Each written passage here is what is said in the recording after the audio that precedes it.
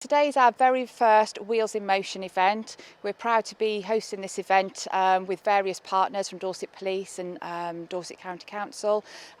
We are allowing people the opportunity to practice using a mobility scooter. Perhaps they haven't purchased one yet, so we're giving people the opportunity to have a go, as well as people that already have one, perhaps just looking at some safety tips and support with them.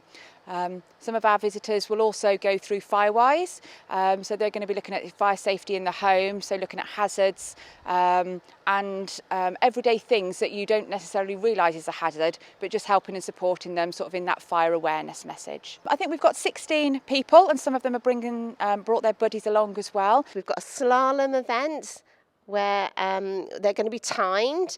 They're also going to be reversing their scooters back into parking bays. But I would say 99.9% of people that are actually using mobility scooters are aware. So, people out there are really safe. And it's not an issue, they just need a bit of support sometimes. It's just hopefully to raise a bit more awareness, not only for mobility scooter users themselves, but for the rest of the general public. We do get lots of complaints about it. I'm also a driving instructor, so I see as well, whilst I'm out on driving on lessons, I can see that there's some people on mobility scooters that may need a little more help or a little more advice than they probably have had. They're very nice things, very useful, but they've got to serve a purpose.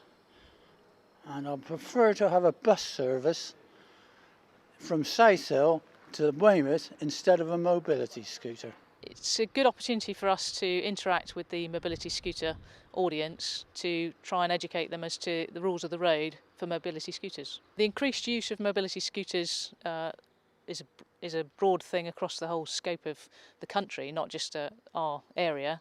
And we are seeing increasing incidents, whether it's on the pavements or the roads, with mobility scooters.